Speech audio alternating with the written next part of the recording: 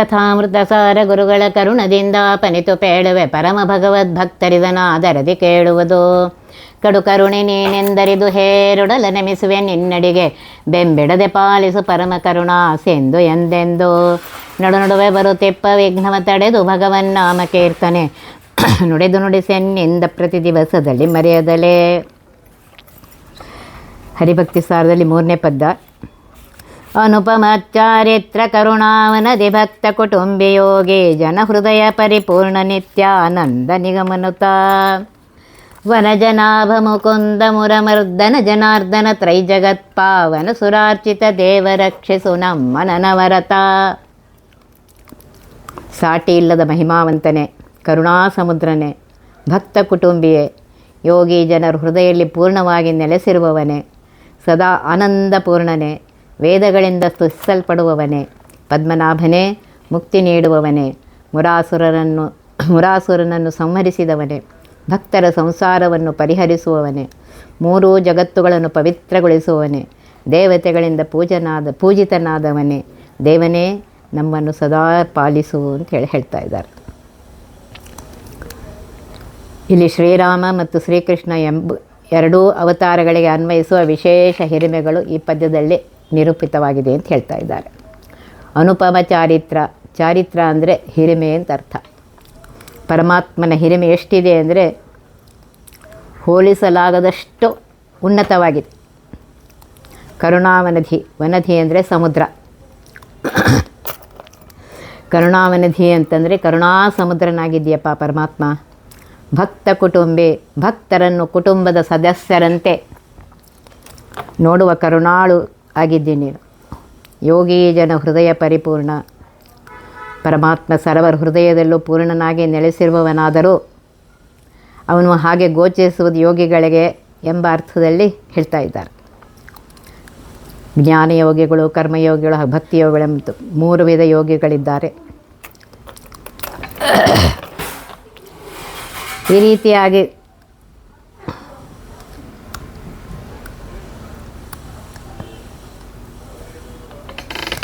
ಭಗವದ್ಗೀತೆಯಲ್ಲಿ ಇದು ಬಂದಿದೆ. ಭಕ್ತಿಯ ಬಗ್ಗೆ ಭಾಗವತದಲ್ಲೂ ಹೇಳಿದ್ದಾರೆ. 3 ವಿಧವಾಗಿ ಹೇಳಿದ್ದಾರೆ. ಜ್ಞಾನ ಪ್ರಧಾನವಾಗಿದ್ದು, ಕರ್ಮ ಗೌಣವಾಗಿದ್ದಲ್ಲಿ ಅವರು ಜ್ಞಾನಯೋಗಿಗಳು. ಸಾಂಖ್ಯ ಯೋಗಿಗಳು ಎಂದರು ಇವರೇ. ಕರ್ಮ ಪ್ರಧಾನವಾದ ಯೋಗಿಗಳಿಗೆ ಕರ್ಮಯೋಗಿಗಳು ಅಂತಾರೆ. ಈ 2 ವಿಭಾಗವು ಸಹ ಮುಖ್ಯವಾಗಿ ಜ್ಞಾನೋತ್ತರ ಕಾಲದಲ್ಲಿ ಮಾಡುವ ಸಾಧನೆಗೆ ಅನುಗುಣವಾದದ್ದು ಎಂಬುದನ್ನು ತಿಳ್ಕೋಬೇಕು. ಸನಕಾದಿಗಳು ಜ್ಞಾನಯೋಗಿಗಳು ಎನಿಸಿದ್ದರೆ ಜನಕಾದಿಗಳು ಕರ್ಮಯೋಗಿ ಅಂತ ಅನಿಸ್ಕೊಂಡಿದ್ದಾರೆ. ಬ್ರಹ್ಮವಾಯು ಮೊದಲಾದವರು ರುಜುಯೋಗಿಗಳು.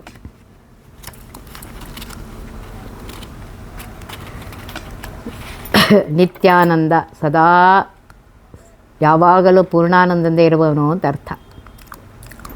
ಆನಂದೋ ನಂದನೋ ನಂದಃ ಆದಿದೇವ ಸದಾನಂದ. ವಿಷ್ಣು ಸಹಸ್ರನಾಮದಲ್ಲಿ ಬಂದಿದೆ. ಆನಂದೋಮಯ ಅಭ್ಯಾಸಾತ್ ಇನ್ನೊಂದು ಕಡೆ ಬಂದಿದೆ. ಈ ರೀತಿಯಾಗಿ ಪರಮಾತ್ಮ ನಿತ್ಯಾನಂದನಾಗಿದ್ದಾನೆ. ನಿಗಮನುತ, ನಿಗಮ ಅಂದರೆ ವೇದಗಳು. ಭಗವಂತನನ್ನು ಮುಖ್ಯವಾಗಿ ಪ್ರತಿಪಾದಿಸುವುದರಿಂದ ವೇದಗಳಿಗೆ ನಿಗಮ ಅಂತ ಹೆಸರು ಬಂದಿದೆ. ಅಪೌರುಷೇಯ ವಾಣಿ ಎಂಬುದು ಅವುಗಳ ಹಿರಿಮೆಯಾಗಿದೆ. ರಾಮಾಯಣ, ಮಹಾಭಾರತ, ಪುರಾಣಗಳು ಸಹ ಭಗವಂತನನ್ನೇ ತಿಳಿಸಿಕೊಡುತ್ತವೆ. ಅದಕ್ಕೆ ಇತಿಹಾಸ ಪುರಾಣ ಪಂಚಮೋ ವೇದಾನಾಂ ವೇದ ಅಂತ ಹೇಳಿದ್ದಾರೆ. ಪರಮಾತ್ಮ ವೇದ ಪ್ರತಿಪಾದ್ಯನಾಗಿದ್ದಾನೆ. ಆದ್ದರಿಂದ ಎಲ್ಲರಿಗಿಂತಲೂ ಶ್ರೇಷ್ಠನಾಗಿದ್ದಾನೆ, ಸರ್ವೋತ್ತಮನಾಗಿದ್ದಾನೆ. ವೇದೇ ರಾಮಾಯಣೇ ಚೈವ ಪುರಾಣೇ ಭಾರತೆ ತಥಾ ಆದಾವಂತೆ ಚ ಮಧ್ಯೆ ಚ ವಿಷ್ಣು ಸರ್ವತ್ರ ಗೀಯತೆ. ವನಜನಾಭ ಅಂತಾರೆ. ವನಜ ಅಂದರೆ ಕಮಲ, ವನಜನಾಭ ಅಂದರೆ ಪದ್ಮನಾಭ ಅಂತ ಅರ್ಥ. ನಾಭಿಯಲ್ಲಿ ಕಮಲ ಹೊಂದಿರುವ ವಿಶಿಷ್ಟ ಮಹಿಮೆ ಪರಮಾತ್ಮನದು. ಅದಕ್ಕೆ ಅವನಿಗೆ ಪದ್ಮನಾಭ ಅಂತ ಕರೀತಾರೆ. ಪರಮಾತ್ಮನ ಚತುರ್ವಿಂಶತಿ ರೂಪಗಳಲ್ಲಿ ಪದ್ಮನಾಭ ಒಂದು. ಹರಿದಿನವನ್ನು ಪದ್ಮನಾಭ ದಿನ ಅಂತ ಕರೀತಾರೆ. ಪರಮಾತ್ಮನಿಗೆ ಅನಂತ ಪದ್ಮನಾಭ ಅಂತೂ ಹೆಸರಿದೆ. ಮುಕುಂದ ಅಂದರೆ ಮೋಕ್ಷ ಕೊಡುವವನು. ಪರಮಾತ್ಮ ಮೋಕ್ಷ ನೀಡುವ ವಿಶಿಷ್ಟ ದೇವತೆಯಾಗಿದ್ದಾನೆ. ಇತರ ಫಲಗಳನ್ನು ಇತರ ದೇವತೆಗಳು ಸ್ವಲ್ಪ ಮಟ್ಟಿಗೆ ನೀಡಬಲ್ಲಾರಾದರೂ ಮೋಕ್ಷವನ್ನು ಮಾತ್ರ ಪರಮಾತ್ಮನೇ ಕೊಡ್ತಾನೆ. ಮುಕ್ತಿಪ್ರದಾತ ಸರ್ವೇಷಾಂ ವಿಷ್ಣುರೇವನ ಸಂಶಯ ಅಂತ ಹೇಳಿದ್ದಾರೆ. ಮುರಮರ್ದನ ಅಂದರೆ ಮುರ ಎಂಬ ನರಕಾಸುರನ ಒಬ್ಬ ಮಂತ್ರಿ. ಅವನಿಗೆ ವಿಶೇಷ ಬರದಿಂದಾಗಿ ಇತರರು ಅವನನ್ನು ಹಿಡಿತಾ ಇರಲಿಲ್ಲ. 5 ತಲೆ ರಾಕ್ಷಸ ಎಂಬುದಾಗಿ ಭಾಗವತದಲ್ಲಿ ಬಂದಿದೆ. ಅವನ ಪಾಶಗಳನ್ನು ಹಾಗೂ ಅವನನ್ನು ಶ್ರೀಹರಿಯು ನಾಶ ಮಾಡಿದ್ದರಿಂದ ಪರಮಾತ್ಮನಿಗೆ ಮುರಾರಿ ಅಂತ ಹೆಸರು ಬಂದಿದೆ ಅಂತ ಭಾಗವತದಲ್ಲಿ ಬಂದಿದೆ. ಜನಾರ್ದನ, ಜನ ಅಂದರೆ ಹುಟ್ಟಿಲ್ಲದವನು, ಅರ್ಧನ ಅಂದರೆ ಭಕ್ತರ ಸಂಸಾರವನ್ನು ಪರಿಹರಿಸುವನು ಅಂತ ಅರ್ಥ. ಹೀಗೆ ಜನಾರ್ದನ ಎಂಬುದು ಪರಮಾತ್ಮನ ಹೆಸರು. ತ್ರೈಜಗತ್ಪಾವನ, 3 ಲೋಕಗಳಲ್ಲಿ ಅತ್ಯಂತ ಪವಿತ್ರನಾದವನು. ಪವಿತ್ರಾಣಾಂ ಚ ಪವಿತ್ರಂ ಯೋ ಮಂಗಲಾನಾಂ ಚ ಮಂಗಲಂ, 3 ಲೋಕಗಳನ್ನು ಪಾವನಗೊಳಿಸುವನು. ವಿಷ್ಣು ಪಾದೋದ್ಭವೆಯಾದಂತಹ ಗಂಗೆ ತ್ರೈಲೋಕ್ಯ ಪಾವನುಳಿ ಎನಿಸಿರುವಾಗ ಗಂಗಾಜನಕನಾದ ಪರಮಾತ್ಮ ತ್ರೈಲೋಕ್ಯ ಪಾವನ ಅನ್ನುವುದು ಕೈಮುತ್ಯ ಸಿದ್ಧ ಅಂತ ಹೇಳ್ತಾರೆ. ಕಮಲ ಸಂಭವ ವಿನುತ ವಾಸವ ನಮಿತ ಮಂಗಳ ಚರಿತ ದುರಿತ ಕ್ಷಮಿತ ರಾಘವ ವಿಶ್ವಪೂಜಿತ ವಿಶ್ವಮಯ ಅಮಿತ ವಿಕ್ರಮ ಭೀಮ ಸೀತಾರಮಣ ವಾಸುಕಿ ಶಯನ ಖಕಪತಿ ಗಮನ ಕಂಜ ಜನಯ್ಯ ರಕ್ಷಿಸು ನಮ್ಮ ನನವರತ. ಕಮಲ ಸಂಭವರಾದ ಬ್ರಹ್ಮದೇವರಿಂದ ವಿಶೇಷವಾಗಿ ಸ್ತುತನಾದವನೇ, ಇಂದ್ರದೇವರಿಂದ ನಮಸ್ಕರಿಸಲ್ಪಟ್ಟವನೇ, ಮಂಗಳ ಮಹಿಮನೆ, ದುರಿತಗಳನ್ನು ಪರಿಹಾರ ಮಾಡುವವನೇ, ಶ್ರೀರಾಮನೇ, ವಿಶ್ವದಿಂದ ಪೂಜಿತನಾದವನೇ, ಪೂರ್ಣನೇ, ಜಗತ್ತಿನಲ್ಲೆಲ್ಲ ವ್ಯಾಪಿಸಿರುವವನೇ, ಅಪರಿಮಿತ ವಿಕ್ರಮನೇ, ಶತ್ರು ಭಯಂಕರನೇ, ಸೀತಾಪತಿಯೇ, ವಾಸುಕಿ ಶಯನನೇ, ಪಕ್ಷಿರಾಜನಾದ ಗರುಡನ ಮೇಲೆ ಕೂತು ಸಂಚರಿಸುವವನೇ, ಬ್ರಹ್ಮದೇವರ ಜನಕನೇ, ಶ್ರೀಹರಿಯೇ ನಮ್ಮನ್ನು ಸದಾ ಪಾಲಿಸು ಅಂತ ಹೇಳ್ತಾ ಇದ್ದಾರೆ. ಕಮಲ ಸಂಭವವೆನುತ ಅಂದರು. ಕಮಲ ಸಂಭವ ಅಂದರೆ ಪರಮಾತ್ಮನ ನಾಭಿಕಮಲದಿಂದ ಜನಿಸಿದ ಬ್ರಹ್ಮದೇವರು. ಅವರಿಂದ ವಿಶೇಷವಾಗಿ ಪರಮಾತ್ಮ ಪೂಜಿತನಾಗಿದ್ದಾನೆ.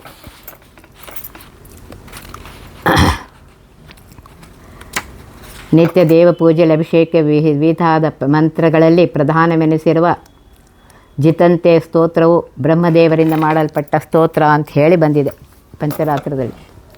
ವಾಸವ ನಮಿತ, ವಾಸವ ಅಂದರೆ ಇಂದ್ರ, ಅವನಿಂದ ನಮಸ್ಕರಿಸಲ್ಪಟ್ಟವನು ಅಂತ ಅರ್ಥ.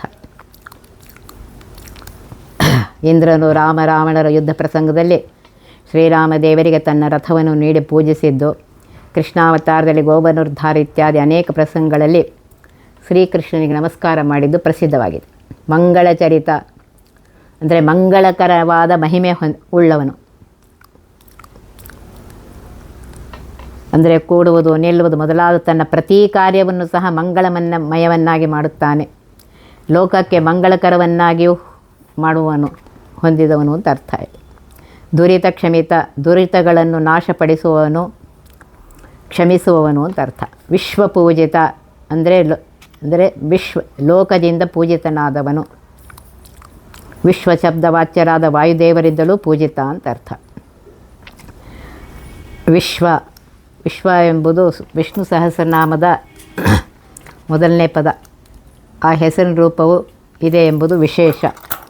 ವಿಶ್ವ ಅಂದರೆ ಪೂರ್ಣ ಅಂತ ಅರ್ಥ. ವಿಶ್ವಂಬರ ಎಂಬ ಅರ್ಥವೂ ಇಲ್ಲಿ ತಗೊಳ್ಬಹುದು. ಆ ರೂಪದಲ್ಲಿ ಪರಮಾತ್ಮ 19 ಮುಖಗಳನ್ನು ಹೊಂದಿದ್ದು, ಅವುಗಳಲ್ಲಿ ಮಧ್ಯದ ಮುಖ ಗಜಾಮುಖವಾಗಿದ್ದು, ಉಳಿದವುಗಳು ಮನುಷ್ಯಾಕಾರವಾದವುಗಳು. ಪರಮಾತ್ಮ ಈ ರೂಪದಿಂದ ಜಾಗೃತಾವಸ್ಥೆ ಪ್ರೇರಕನಾಗಿದ್ದಾನೆ ಅಂತ ಹೇಳಿ ಬಂದಿದೆ. ಇದು ಗಣಪತಿಯಿಂದ ಉಪಾಸ್ಯವಾದ ರೂಪ.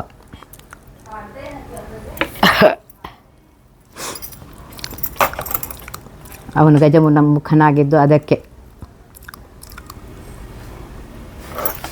ಈ ರೀತಿಯಾಗಿ ಇಲ್ಲಿ ಹೇಳ್ತಾ ಇದ್ದಾರೆ. ವಿಶ್ವಮಯ ಅಂದರೆ ವಿಶ್ವದಲ್ಲೆಲ್ಲ ವ್ಯಾಪಿಸಿರುವವನು ಅಂತ ಅರ್ಥ. ಇನ್ನೊಂದು ವಿಶ್ವದಲ್ಲೇ ಶ್ರೇಷ್ಠನಾದವನು.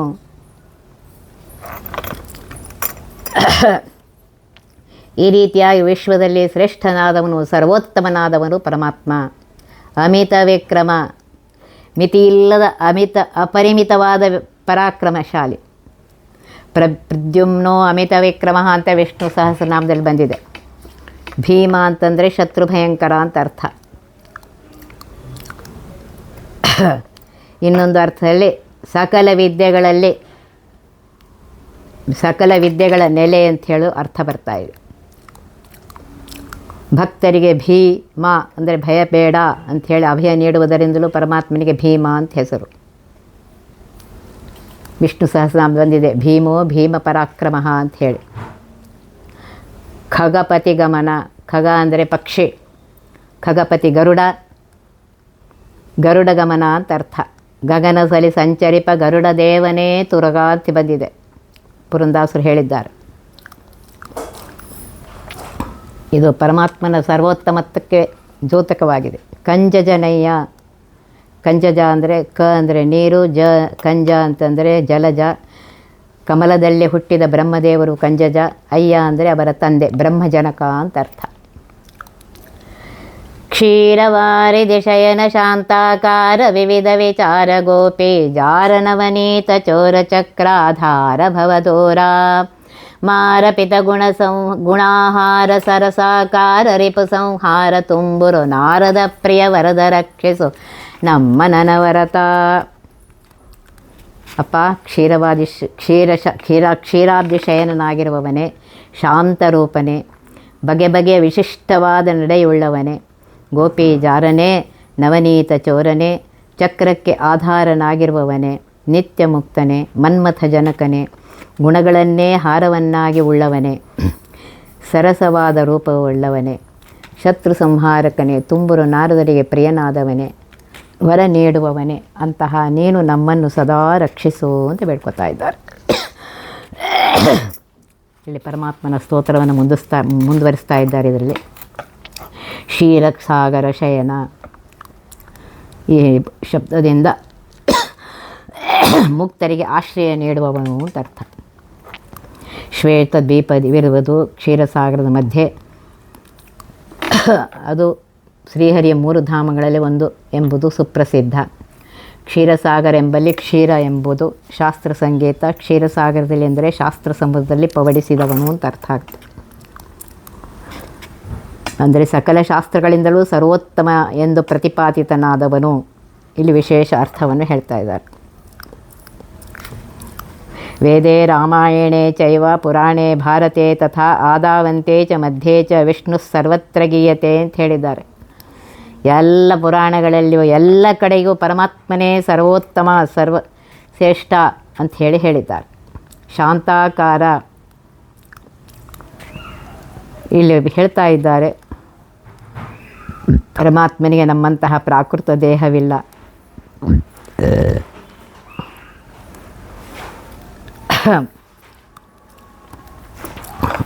ಅವನು ಶಾಂತಾಕಾರನಾಗಿದ್ದಾನೆ. ಶಾಂತಾಕಾರಂ ಭುಜಗಶಯನಂ ಅಂಥೇಳಿ ಪುರಾಣ ಶ್ಲೋಕಗಳಲ್ಲಿಯೂ ಬಂದಿದೆ. ವಿವಿಧ ವಿಚಾರ ಅಂದರೆ ಬಗೆ ಬಗೆಯ ವಿಚಾರಗಳಿಂದ ವಿವಕ್ಷಿತನಾಗಿದ್ದಾನೆ. ಪರಮಾತ್ಮ ವೇದವ್ಯಾಸ ರೂಪದಿಂದ ವಿಚಾರಶಾಸ್ತ್ರ ಎನ್ನಿಸುವ ಬ್ರಹ್ಮಸೂತ್ರಗಳನ್ನು ರಚಿಸಿ ಅದು ವಿವಿಧ ಬಗೆಯ ಸಕಲ ಶಾಸ್ತ್ರಗಳು ನಿರ್ಣಾಯಕ ಎನ್ನಿಸಿ ಎಂಬ ಅಂಶ ಇದರಿಂದ ಸೂಚಿತವಾಗಿದೆ. ಅದರಂತೆ ವಾಸುದೇವಾದಿ ಅನೇಕ ರೂಪಗಳಿಂದ ಪರಮಾತ್ಮ ವಿಹರಿಸುತ್ತಾನೆ. ಮತ್ಸ್ಯಕೂರ್ಮಾದಿ ರೂಪಗಳಿಂದ ಲೋಕ ಕಲ್ಯಾಣ ಮಾಡುವುದು ಇಲ್ಲಿ ಹೇಳ್ತಾ ಇದ್ದಾರೆ. ಈ ರೀತಿಯಾಗಿ ಪರಮಾತ್ಮ ಪಕ್ಷಿವಾಹನನಾದ ಗರುಡನನ್ನು ವಾಹನವಾಗಿ ಮಾಡಿಕೊಂಡು ಸಂಚರಿಸುತ್ತಾನೆ. ಪರಮಾತ್ಮ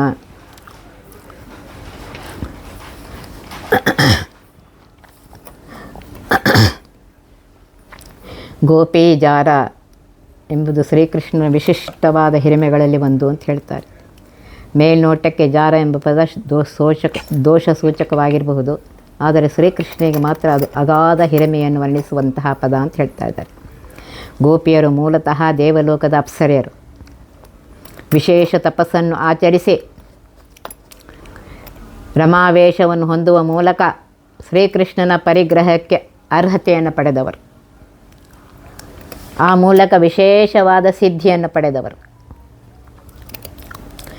ಪರಮಾತ್ಮ ಶ್ರೀಕೃಷ್ಣನಿಗಂತೂ ಅದರಿಂದ ಯಾವ ಪ್ರಯೋಜನವೂ ಇಲ್ಲ.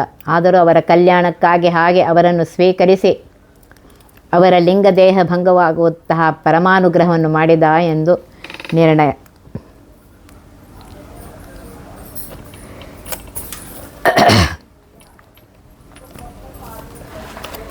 ಈ ರೀತಿಯಾಗಿ ಸಕಲ ದೋಷ ದೂರನಾಗಿದ್ದಾನೆ ಶ್ರೀಕೃಷ್ಣ ಅಂತ ಹೇಳ್ತಾ ಇದ್ದಾರೆ. ನವನೀತ ಚೋರ ಎಂಬ ಇನ್ನೊಂದು ಹಿರಿಮೆಯೂ ಸಹ ಶ್ರೀಕೃಷ್ಣನ ಅಪಾರ ಮಹಿಮೆಗೆ ದ್ಯೋತಕವಾಗಿದೆ. ಶ್ರೀಕೃಷ್ಣನು ಹಾಗೆ ಬೆಣ್ಣೆ ಕದ್ದದ್ದು ಗೋಪಿಯರ ಕಲ್ಯಾಣಕ್ಕಾಗಿಯೇ ಹೊರತು ತನ್ನ ಸ್ವಂತ ಪ್ರಯೋಜನಕ್ಕಾಗಿ ಅಲ್ಲ. ಸ್ವತಃ ಕ್ಷೀರಸಾಯಿ ಆಗಿರುವಂತಹ ಪರಮಾತ್ಮನಿಗೆ ನವನೀತದ ಅಗತ್ಯವೂ ಇಲ್ಲ. ಅಲ್ಲಿ ನವನೀತ ಎಂಬುದಕ್ಕೆ ಇಲ್ಲಿ ಮುಖ್ಯವಾಗಿ ಹೇಳ್ತಾ ಇದ್ದಾರೆ ಮನಸ್ಸು ಅಂತ ಅರ್ಥ. ಆದ್ದರಿಂದ ನವನೀತ ಚೋರ ಅಂತಂದರೆ ಚಿತ್ತ ಚೋರ ಅಂತ ಅರ್ಥ ಮಾಡ್ಕೋಬೇಕು ಅಂತ ಹೇಳ್ತಾ ಇದ್ದಾರೆ.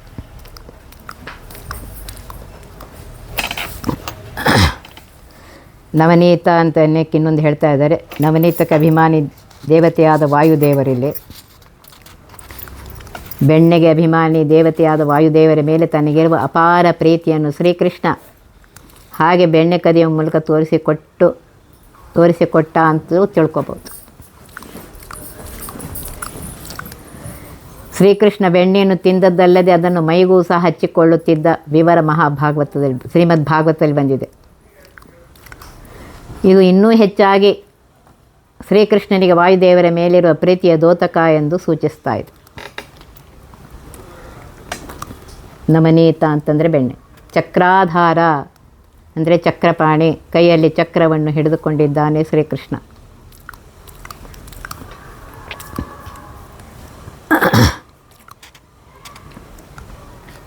ಚಕ್ರವನ್ನು ಪರಮಾತ್ಮ ಹಿಡಿದುಕೊಂಡಿರುವುದು ಚಕ್ರಕ್ಕೆ ಆಸರೆ ನೀಡಿ ಅದನ್ನು ಅನುಗ್ರಹಿಸಲೇ ಹೊರತು ತಾನು ಅದರಿಂದ ಪ್ರಯೋಜನ ಪಡಿಬೇಕು ಅಂತೇನಿಲ್ಲ. ಆದ್ದರಿಂದ ಚಕ್ರಾಧಾರ ಅಂತ ಹೇಳಿ ಶಬ್ದದಿಂದ ಹೇಳ್ತಾರೆ. ಚಕ್ರಕ್ಕೆ ಮುಖ್ಯ ಅಭಿಮಾನಿ ಸಾಕ್ಷಾತ್ ದುರ್ಗಾ ರೂಪದ ಮಹಾಲಕ್ಷ್ಮೀ ದೇವಿ. ಚಕ್ರಾಧಾರ ಅನ್ನುವ ಮೂಲಕ ಪರಮಾತ್ಮ ದುರ್ಗೆಗೆ ಆಶ್ರಯವಾಗಿದ್ದಾನೆ ಅಂಥೇಳಿ ಇಲ್ಲಿ ಸೂಚನೆ ಮಾಡ್ತಾ ಇದ್ದಾರೆ. ಭವದೂರ, ಭವ ಅಂದರೆ ಸಂಸಾರ, ಅದಕ್ಕೆ ದೂರ ಎಂದರೆ ಯಾವ ಕಾಲಕ್ಕೂ ಅದರ ಸಂಬಂಧವನ್ನು ಸರ್ವತಾ ಹೊಂದದವನು ಅಂತ ಅರ್ಥ. ಇದರಿಂದ ಪರಮಾತ್ಮ ನಿತ್ಯ ಮುಕ್ತನಾಗಿದ್ದಾನೆ ಅಂತ ಹೇಳ್ತಾ ಇದ್ದಾರೆ. ಮಹಾಲಕ್ಷ್ಮೀ ದೇವಿಯು ನಿತ್ಯ ಮುಕ್ತಳೆ, ಆದರೆ ಪರಮಾತ್ಮನಂತೆ ಸ್ವತಂತ್ರಳಲ್ಲ. ಆದ್ದರಿಂದ ಪರಮಾತ್ಮನಿಗೆ ನಿತ್ಯ ಮುಕ್ತವು ವಿಶೇಷವಾಗಿದೆ ಅಂತ ಹೇಳ್ತಾ ಇದ್ದಾರೆ.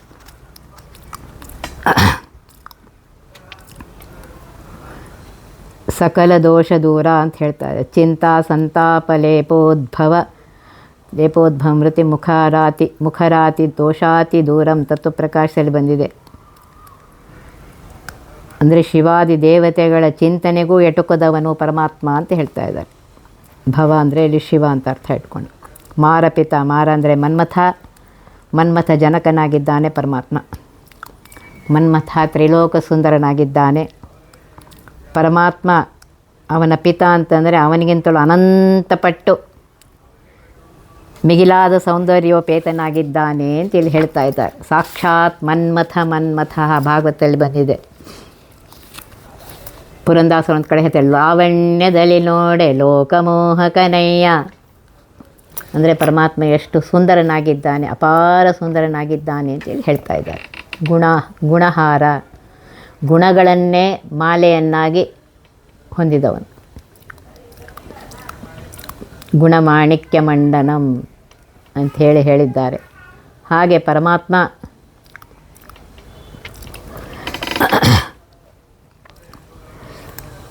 ಹೇಗಿದ್ದಾನೆಂದರೆ ಸಂಸಾರಜನ್ಯವಾದ ದೋಷರೂಪವಾದ ಗುಣಗಳನ್ನು ಭಕ್ತರಿಗೆ ದೂರ ಮಾಡ್ತಾನೆ ಅಂತ ಇನ್ನೊಂದು ಅರ್ಥವೂ ಇಲ್ಲಿ ಹೇಳ್ತಾ ಇದ್ದಾರೆ.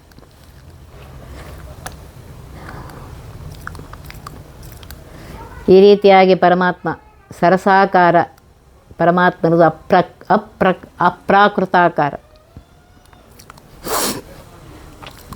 ಅಪ್ರಾಕೃತಾಕಾರನಾಗಿದ್ದಾನೆ. ರಿಪು ಸಂಹಾರ, ಶತ್ರುಗಳನ್ನು ಸಂಹರಿಸುವನಾಗಿದ್ದಾನೆ.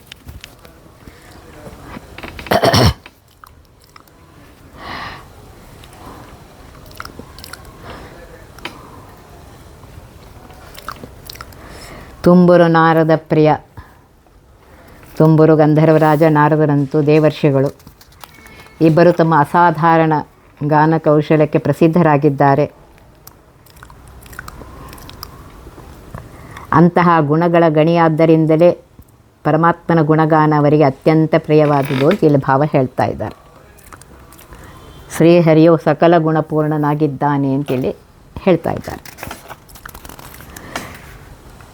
ತಾಮರಸದಳನಯನ ಭಾರ್ಗವ ರಾಮ ಹಲಧರ ರಾಮ ದಶರಥ ರಾಮ ಮೇಘ ಶ್ಯಾಮ ಸದ್ಗುಣಧಾಮ ನಿಸ್ಸೇಮ ಸಾಮಗಾನ ಪ್ರೇಮ ಕಾಂಚನ ಧಾಮದರ ಸುತ್ರಾಮ ವಿರಚಿತ ಕಾಮರವೆ ಕುಲ ಸೋಮ ರಕ್ಷಿಸು ನಮ್ಮ ನನವರತ. ಕಮಲದ ದಳದಂತೆ ವಿಶಾಲವಾದ ನೇತ್ರವುಳ್ಳ ಭಾರ್ಗವರಾಮನೇ, ಹಲವನ್ನು ಧರಿಸಿದ ಬಲರಾಮನೇ, ದಶರಥನ ಪುತ್ರತ್ವೇನ ಅವತರಿಸಿದ ಶ್ರೀರಾಮನೇ, ಮೇಘಶ್ಯಾಮನೇ, ಸದ್ಗುಣಗಳಿಗೆ ನೆಲೆಯಾದವನೇ, ಎಲ್ಲೇ ಇಲ್ಲದವನೇ, ಸಾಮಗಾನವನ್ನು ಮೆಚ್ಚುವವನೇ, ಚಿನ್ನದ ಉಡಿದಾರವನ್ನು ಧರಿಸಿದವನೇ, ಸುತ್ರಾಮವೆನ್ನೆನ್ನಿಸಿದ ಇಂದ್ರನ ಬಯಕೆಗಳನ್ನು ಈಡೇರಿಸಿದವನೇ, ಸೂರ್ಯವಂಶಕ್ಕೆ ಚಂದ್ರನಂತಹವನೇ, ಅಂತಹ ಶ್ರೀಹರಿಯೇ ನಮ್ಮನ್ನು ಸದಾ ರಕ್ಷಿಸು ಅಂತ ಬೇಡ್ಕೊತಾರೆ. ತಾಮರಸ ಅಂತಂದರೆ ಕಮಲ. ಕಮಲದ ದಳಗಂತೆ ವಿಶಾಲವಾದ ನೇತ್ರವುಳ್ಳವನಾಗಿದ್ದಾನೆ. ಪುಂಡರೀಕಾಕ್ಷ ಅಂತ ಕರೀತಾ ಇದ್ದಾರೆ.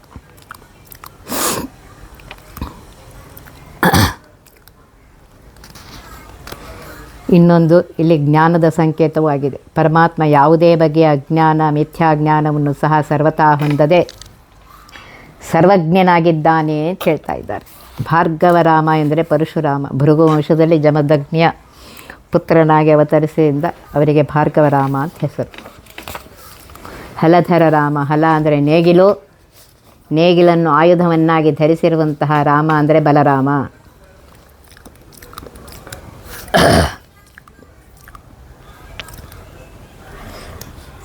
ಬಲರಾಮ ವಿಷ್ಣುವಿನ ಸಾಕ್ಷಾತ್ ರೂಪವಲ್ಲ, ಶುಕ್ಲಶೇಷ ಎಂಬ ಶ್ರೀಹರಿಯ ರೂಪದ ಆವೇಶ ಹೊಂದಿದ ರೂಪ ಅದು. ಮುಖ್ಯವಾಗಿ ಆದಿಶೇಷನ ಅವತಾರ.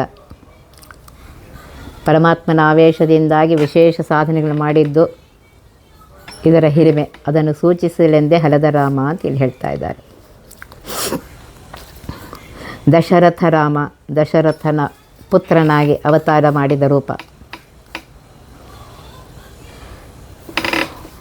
ಸಾಮಾನ್ಯವಾಗಿ ರಾಮ ಅಂದ ಕೂಡಲೇ ನಮಗೆ ಇದೇ ರೂಪ ನೆನಪು ಬರುತ್ತೆ, ಈ ರೂಪದ ಸ್ಮರಣೆ.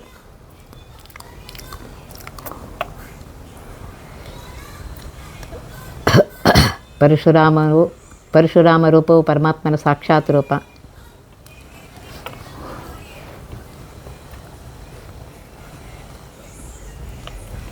ಎಲ್ಲ ಪುರಾಣಗಳಲ್ಲಿ ಮಹಾಭಾರತದಲ್ಲಿ ರಾಮಾವತಾರದ ಮಹಿಮೆಯನ್ನು ಹೇಳಿದ್ದಾರೆ. ಮೇಘಶ್ಯಾಮ, ಮೇಘದಂತೆ ಶ್ಯಾಮಲ ವರ್ಣದವನಾಗಿದ್ದಾನೆ ಪರಮಾತ್ಮ. ಶ್ರೀರಾಮ ಹಾಗೂ ಶ್ರೀಕೃಷ್ಣ ಇಬ್ಬರೂ ಮೇಘಶ್ಯಾಮರಾಗಿದ್ದರು. ಶ್ಯಾಮಲ ವರ್ಣ ಗಾಂಭೀರ್ಯದ ಸಂಕೇತ ಅಂತ ಹೇಳ್ತಾರೆ. ಸಮುದ್ರ ನೀಲವರ್ಣ, ಗಗನದ ನೀಲವರ್ಣ ಇವು ಅಪಾರತೆಗೆ ದ್ಯೋತಕವಾಗಿದೆ. ಈ ಅರ್ಥದಲ್ಲೇ ಇಲ್ಲಿ ಹೇಳ್ತಾ ಇದ್ದಾರೆ. ಆದ್ದರಿಂದ ಇಲ್ಲಿ ರೂಪಗಳ ಬಣ್ಣ ಕಪ್ಪು ಎಂಬುದು ಮುಖ್ಯವಲ್ಲ, ಪರಮಾತ್ಮನ ಮಹಿಮೆ ಯಾರಿಗೂ ತಿಳಿವಿಗೂ ಪೂರ್ಣವಾಗಿ ನಿಲುಕದ್ದು ಅಂತ ಹೇಳಬೇಕಾಗಿದೆ. ಸದ್ಗುಣಧಾಮ, ಅನಂತ ಕಲ್ಯಾಣ ಗುಣಗಳಿಗೆ ಸ್ವಾಮಿಯಾಗಿದ್ದಾನೆ ಪರಮಾತ್ಮ ಅಂತ ಹೇಳ್ತಾ ಇದ್ದಾರೆ. ಇನ್ನು ಮುಂದಿನ ಅರ್ಥನವನ್ನು ನಾಳಿನ ದಿವಸ ನೋಡೋಣಂತೆ. ನೋಡ್ರಿ, ಒಂದೊಂದು ಪದ್ಯದಲ್ಲಿ ಆ ಪರಮಾತ್ಮನ ಮಹಿಮೆಯನ್ನು ಎಷ್ಟು ಸುಂದರವಾಗಿ ದಾಸರು ಹೇಳ್ತಾ ಇದ್ದಾರೆ. ಆ ಪರಮಾತ್ಮ ಎಂಥವನು, ಸರ್ವೋತ್ತಮನಾಗಿದ್ದಾನೆ, ಸರ್ವೋತ್ಕೃಷ್ಟನಾಗಿದ್ದಾನೆ, ಸರ್ವಸ್ವಾಮಿಯಾಗಿದ್ದಾನೆ ಅಂತ ಹೇಳಿ ಇಲ್ಲಿ ಹೇಳ್ತಾ ಇದ್ದಾರೆ. ಅಂತಹ ಪರಮಾತ್ಮ ರಕ್ಷಿಸು ನಮ್ಮ ನನವರತ. ಅಂತಹ ಸರ್ವೋತ್ತಮನಾಗಿರುವಂತಹ ಪರಮಾತ್ಮ ಯಾವಾಗಲೂ ನಮ್ಮನ್ನು ರಕ್ಷಿಸಪ್ಪ ಅಂಥೇಳಿ ಪ್ರಾರ್ಥನೆ ಮಾಡ್ತಾ ಇದ್ದಾರೆ. ವತ್ತಿ ಬಹ ವಿಘ್ನಗಳ ಕಳೆದಪ ಮೃತ್ಯುವಿಗೆ ಮರೆ ಮಾಡಿ ಕಾಲನ ದೂತರಿಗೆ ಬೇಕರವ ಪೊಟ್ಟಿಸಿ ಸಕಲ ಸಿದ್ಧಿಗಳ ಒತ್ತಿಗೊಳ್ಳಿಸಿವನರು ಹೇಕ್ಷಣ ನೃತ್ಯ ಮಾಡುವರವರ ಮನೆಯೊಳು ನಿತ್ಯಮಂಗಳ ಹರಿಕಥಾಮೃತ ಸಾರ ಪಠಿಸುವರ.